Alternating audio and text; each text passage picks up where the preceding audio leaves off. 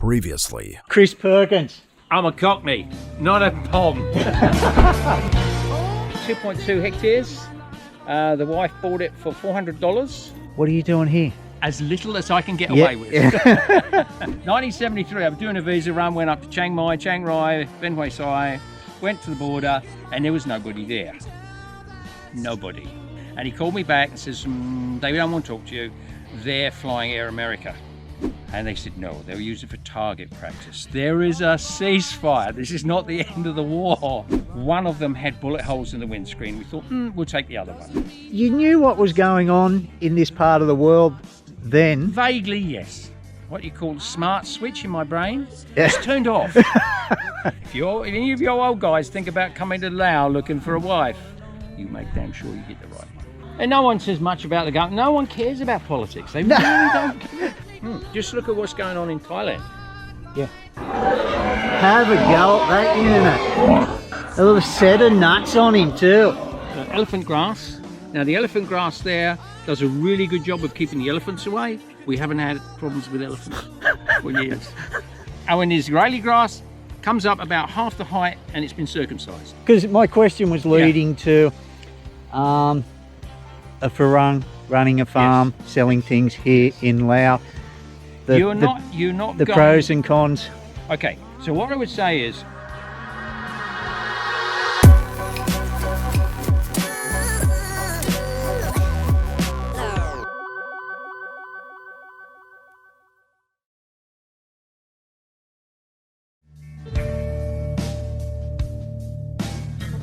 Oh man, look at my life. 24 and there's so much more.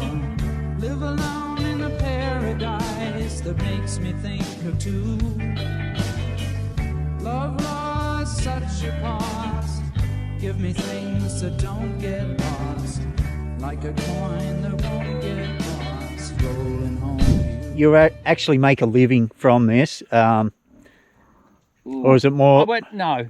No, because my question was leading to a farang running a farm, selling things here in Laos.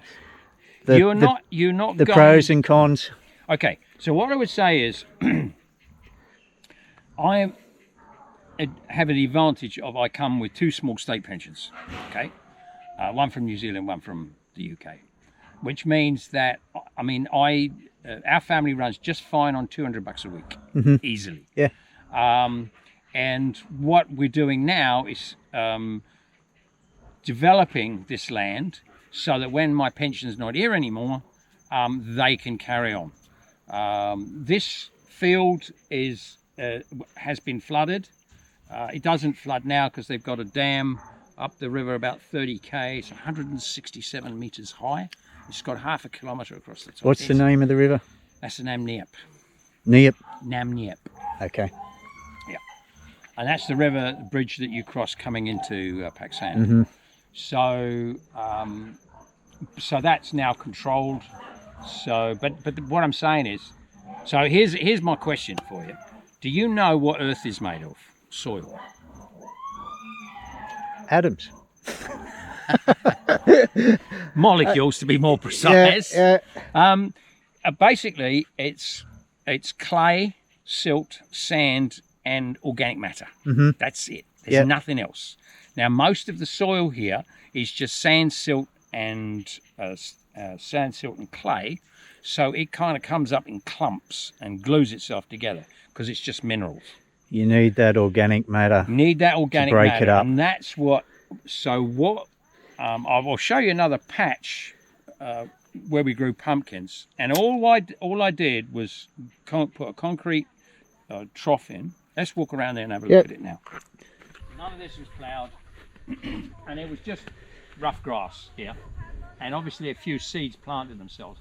And you've got basically the runoff from the pig's pen where we wash the floors. Yeah. And this pumpkin patch just took off. Well, it is the greenest part of your property, really, isn't it?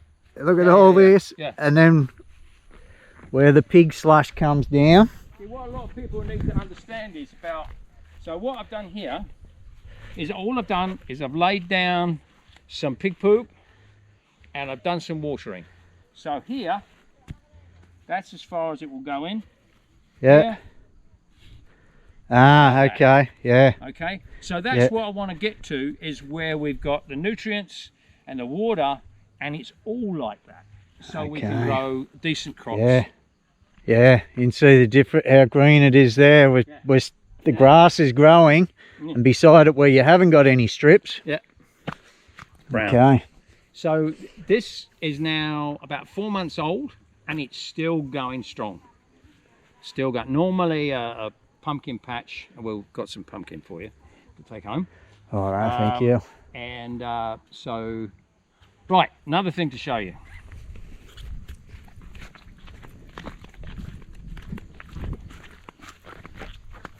So we, as far as we can, we do as much, because that to me is the trick of everything. Is instead, if you want to live cheaply, then you make sure that you don't have to buy something from somebody else.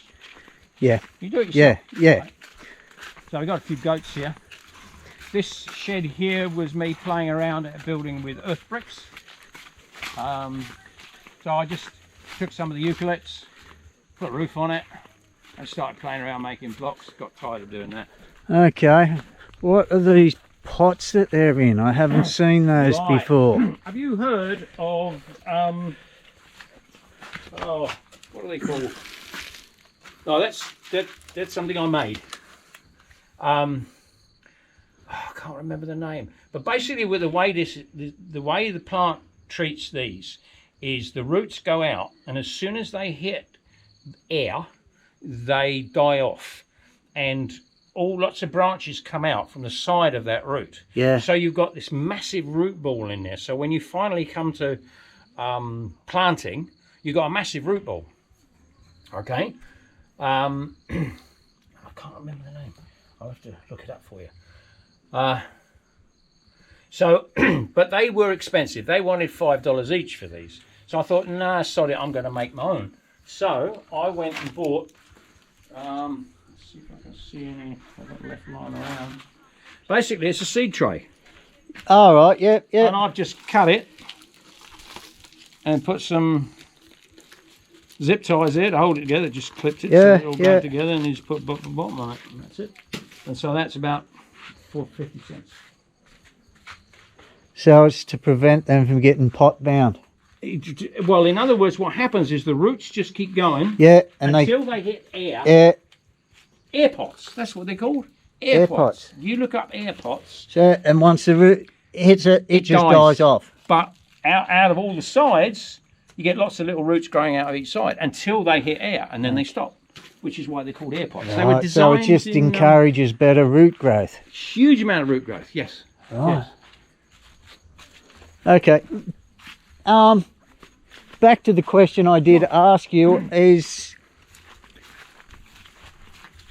your, what am I trying to get at?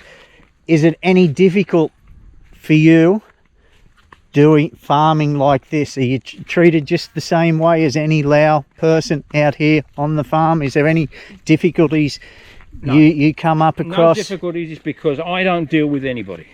Right. I can't speak the language. I'm too lazy to learn it. You don't have to take stuff to the markets and sell and things like that. It's mainly just for to live off. Yes, pretty much. So this, you know about charcoal, don't you? Yeah. Okay. I pulled over one more down south. I thought they were pizza ovens or something. Yeah, because they were heaped up. We have them. We've got all this wood here. You just fill them, put the metal on, put the earth on, and set the fire going. And the other thing that you get, if you do it right, is this. Put your nose on that. Oh, that's a different smell, isn't it? It's the smell of smoke. Yeah. So what happens is when you burn the wood, you usually burn wood that's still got a little bit of moisture in it, and you stick a pipe on the top of here, and the smoke comes out. You've got a little notch at the back, and the liquid which is basically the because the air is hot with moisture in it, and it condenses in the pipe, and the water flows, or the water flows back down, and you catch it in there. Now this is now called wood vinegar. Now wood vinegar, if you mix it with water, 300 parts of water to 1 part of wood vinegar, then you've got a substance you can spray on plants that will make all the insects bugger off, because they hate the smell of smoke. There's something in their little brains that figures, if I can smell something burnt, this is not a good place to be, and they just vanish. So it'd be good mozzie repellent. I guess, but there's other You'd things. stink. You would stink. There's lemongrass. Yeah. You can make it out of lemongrass. Okay. Which is good for mosquitoes. Right. Yes. Yeah. How do you go with the mozzies out here? They don't bother you? No. I never wear a spray. I don't take malaria pills. I don't take medication. No, you've said that to me before. You take nothing. And nothing. No. Healthcare? No. No. Insurance policy? No. No. I've been sick in hospital twice. What? And once I went to Thailand first time. I spent $4,000 doing that. I had a bleeding ulcer. Because I think that's an important thing that people need to understand is when you hit your 70s, first of all, you cannot buy insurance. They won't even give you a quote, because I tried just out of curiosity. So if you're going to be here, you've got two things you can do. You can pay out of pocket, or, well, you can pay out of pocket, basically. Or bring your own health insurance with you. Well, I don't even know how that would work. Well, I suppose it would, but the point is, once you hit your 70s, you hit your 70s. So first of all, you've got to basically be in good health, I would say, if you want to come to Laos. And you've got to be really flexible so that when things don't go quite your way, you don't lose your nut, because I know that happens to a lot of guys. They just throw up their hands, you know, toss their toys out of the park, and they think, right, that's it, I'm going home. And that's really a shame, because if you do get it right, get it set up right with the right partner, then there's no way I could live on $200 a week like this anyplace else. No way. What's some of the difficulties you've had living in Laos? Dealing with the legal system, as with that land up there. Yeah. Because who wins in legal fights has got absolutely nothing to do with who's right and who's wrong. It has to do with how deep your connections are and how deep your pockets are. If you've got deep pockets and good connections, then, and you've got right on your side, you'll win. If you don't have those two things, it doesn't matter how good your case is, you will lose. That's the biggest downside I've come across. Yeah. So a good bit of advice would be to stay out of trouble. Stay out of trouble. And if there's a legal dispute you have, go talk to the village chief, the Naiban, and sort it out. Because if it hits the courts, then you're in for a long ride. Like I said, for us it was 8 years, and it cost, I probably spent more on legal costs than I did on buying the land in the first place. But it's now worth, I don't know, 4, 5, 6, 8, 10 times more than I paid for it, so it don't matter. Yeah, yeah. So this place will see you out. Yeah. No, I'm not going anywhere. Not going anywhere. No. You've felt that way for some time now? Yeah. Once, you know, the little ups and bumps in your relationship are worked out, and I don't need to tell people how to do that. I mean, that's common sense. You just have to listen and think about what they're saying. And the quieter your wife is, and my wife is really quiet, never says a lot at all. If she ever, just listen please, then you know it's time to shut up. Oh yeah, I know that look. Yeah. What's been the most difficult things for you to get used to being comfortable and living here? You know, what hurdles have you had to sort of? Not much in the way of hurdles. I would say the the thing, I think because I'm a pretty flexible person in the first place, that it's easy for me to go somewhere I don't know hardly anybody and don't know the culture and all the rest of it, and I can sort of, you know, adapt. You're happy in your own company wherever you go. Just like Lynn was saying. You have to be. Yeah, because she's exactly the same. Obviously, very comfortable with who she is. Doesn't need a whole lot of support. In fact, if you do rely on support, or if you think you need support, then definitely don't come here, because there's no cavalry coming over the hill to save your ass. If, for instance, I was in Vientiane 10 years ago or so, and the Australian embassy showed up, because there was no British embassy at the time, and they kind of gathered around and start talking to us about, you know, how they were going to get us out if there was a problem in Laos, you know.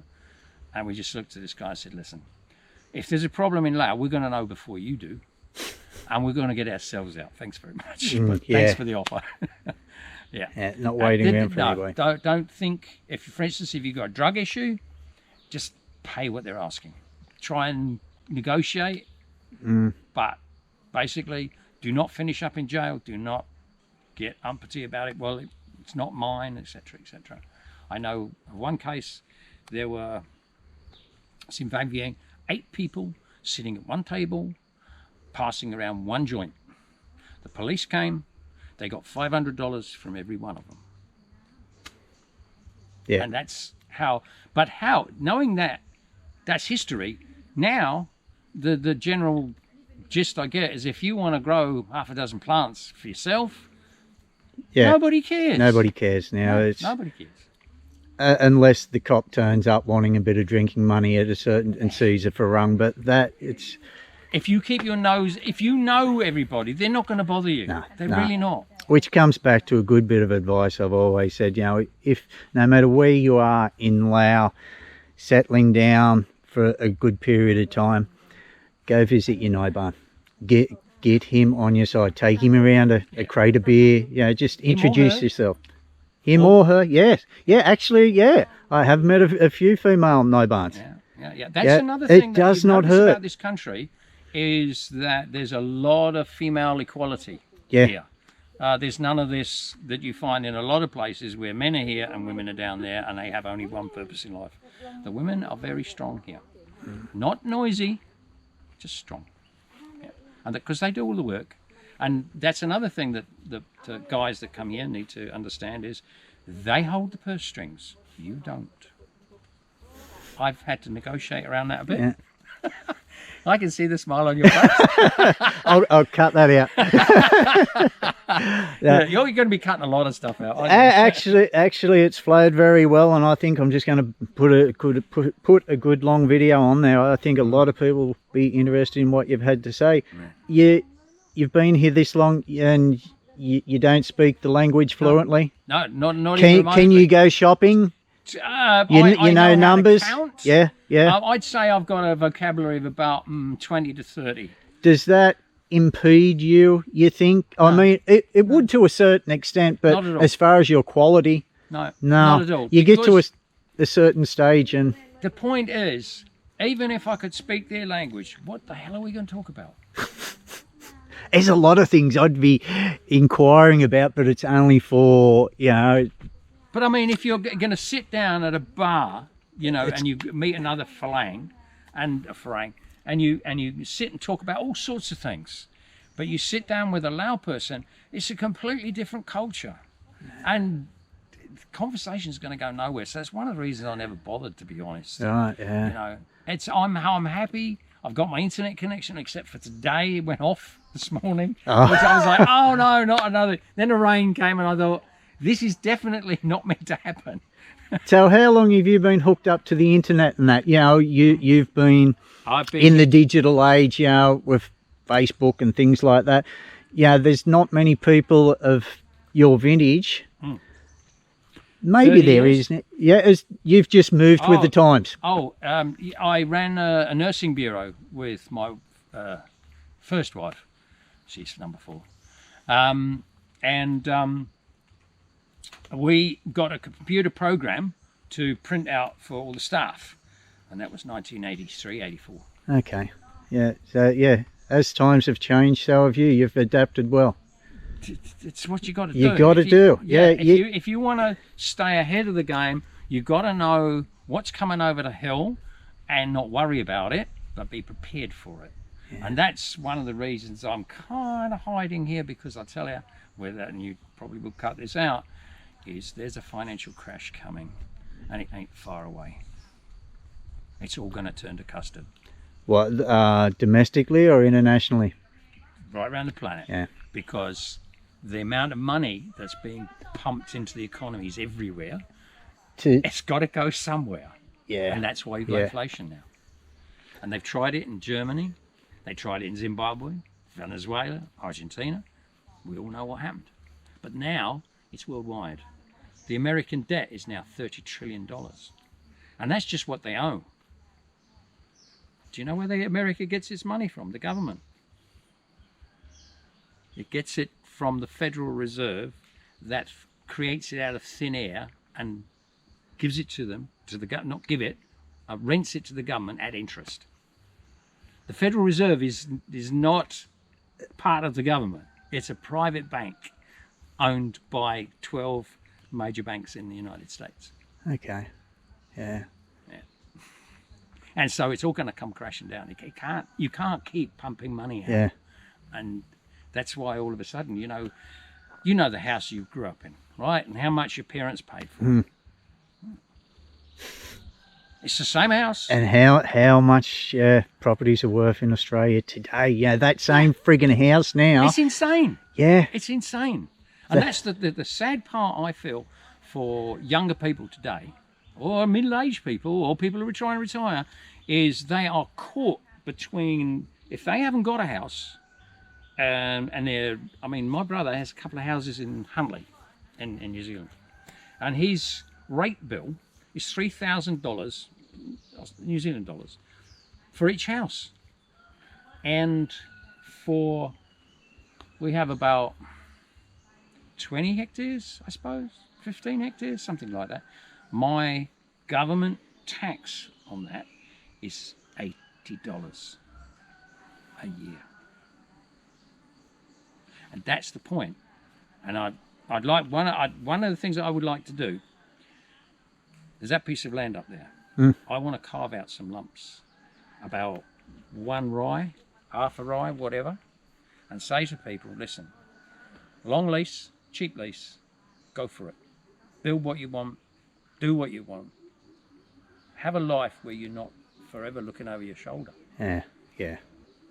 A life where you can not grow your own always in food. debt. You want water, dig a well. You want sewage, you're worried about that, dig a septic tank. Yeah. You can't do shit like that No, in the you first. can't. You need permission for everything. Yes. People say you're living in a communist country. We are some of the living in a communist country. We are, but we are some of the freest friggin' people in the. They tell you can't just lock up your shop and go away for a week. You can't do that. No. You But can't here, go you whack can do your that. Barbie out on the footpath Yeah. and sell kebabs and sausages to anybody passing by. Yeah. That's the point. And will that change? I don't know. But I think one thing I know about this country is change is bloody slow. Yeah. Oh, let me walk you through here. So this is, to me, something that is absolutely magnificent. This is land that has never, ever been had anything grown on it. Okay. So... Yeah, you can tell by the type of trees in here. Sorry? You can tell by the type of trees in here. They're like old rainforest trees. Yeah. This one here is my particular favourite. This one here. This is a young tree. And this tree, the sap, can literally go into a diesel engine. Yeah? Literally, without any processing whatsoever.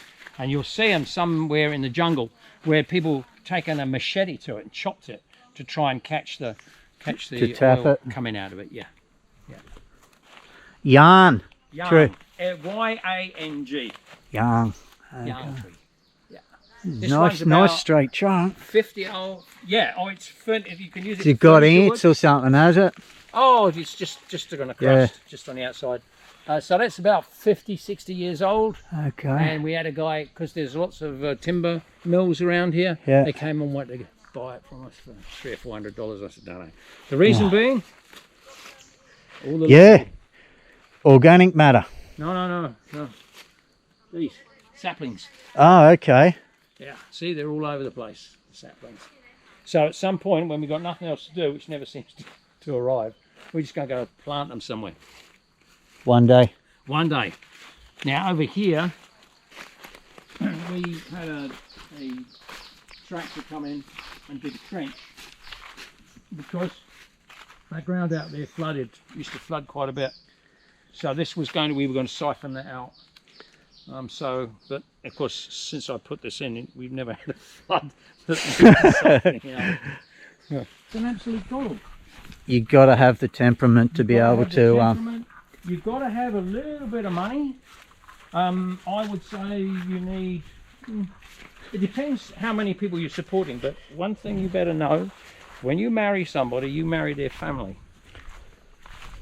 So it would be much easier to settle here, settling with a family, rather than coming over here and being a retiree by yourself. I would say that you're going to have somebody who will do the negotiating for you with the authorities. The idea that you can do it, for instance, take my visa for instance. Right now, because I'm 74 and married and I've been here a long time, the government fee for my visa for the next 12 months, doesn't include a bit that says I can leave, was less than $10.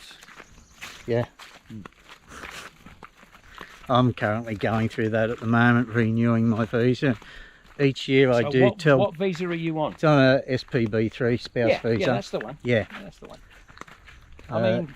The visa itself is $1,200,000 kip. You know, it's for 12 months, come and go as often as you like. Yes. And then you've got the stay permit, which is the same price. So yeah. In total it's about 240, and yes, there was 100,000 kip tax. Yeah. Which was the fee, the $10 you mentioned. It's 105,000 kip to be exact. Yeah. Right, but the point was, the visas now, the first one didn't buy because I ain't leaving, and the other one because of my age. Yeah. Retired and all the rest of it. So actually it gets cheaper. And here's the other thing, of course, you don't need to have medical insurance, and you don't need to have money in the bank. Two questions I get asked a lot, yeah, especially the medical insurance one. I was only just asked that a couple of days ago. Yeah. You don't. At the moment, you do. To get in, you'll have to buy it. These, by the way. You do have to buy it to actually enter the country at the moment. That's only for 14 days. That's COVID. That's the COVID one, yeah. Oh yeah, what do we got? Eucalypts, oh yeah. We got about 4 acres of them. Geez, nice and smooth those, aren't they? Yeah, well we've stripped the bark off them. Yeah. And you see, one of the biggest problems with building with timber in this country is termites. Yeah. Which is why everybody's going to concrete. So what we're doing is we put them in a concrete sleeve in the ground, and we're going to be painting scrap oil. Yeah. On the bottom. Yep. Again, smoky smell. Yeah. And the termites hate it, so they won't go near it. That's the plan. That's what we're building here is a Kubota shed. That's the Kubota. Okay. The Iron Buffalo. Yep, yep. And we've got all sorts of bits of machinery and stuff need somewhere to go, so that's what we're building here. What time do you rise of a morning, Chris? Rise. That's an interesting word. If you mean wake up... Get out of bed. Oh, get out of bed. Oh, shit. Yeah. That could be anywhere up to midday. Yeah. Yeah. So basically when I feel like it. Yeah, exactly. I've found that, you know, when I was working in Australia 3 on 3 off, I was still in the habit of getting up early. I was up with the sun when I'd come over here. Since COVID, I've been stuck here. No, there's no reason to get up that early anymore. Right. That's right. So here's the thing: is can you imagine? I mean, I don't know how you manage to cope with 3 on 3 off, because you go from 3 months of doing what you want, when you want, without saying boo to anyone, and then all of a sudden you're back to a routine. How the hell did you cope? Coming back to the visa, Yeah. it's not a matter of running down to the shop and putting your lotto on. You've got to put a full day aside to get this shit done. Anything that's got to do with the government here, it's not a matter of just going in there, paying and walking out. It is a full day mission. One correction there. It's a full day mission for the missus. Yeah. I don't go near it. Fair call. Okay, come in. What is that? Did you ask her, what's it like being married to a Farang? Yeah. What is the difference? Already. You did? What was it? What was her answer? What was your... I think it's I'll hit you with that same question. Yeah. What's it like being married to a Lao person? You've been married before. This is your fourth. So the differences. Why a rural lifestyle, Chris? Why? Why? Yeah, you've been in Vang Vieng and places Yes. like that, but now you've Yep. settled in. 22 died in the river, and there was another 3 or 4 died of drugs and other things. Yeah. It was a pretty crazy time. And I do know from that area that there was a bus full of Chinese workers that was shot at. I think Yeah. 6 died. Yeah. Gotta have someone you can trust. Yeah. It's either got to be someone that you're not married to. It doesn't have to be someone you're married to. It can just be someone you know, you can trust. I lived in New York City for 2 years in Queens. Living here is much, much cheaper than you will live. Farmhouse tour. Yeah.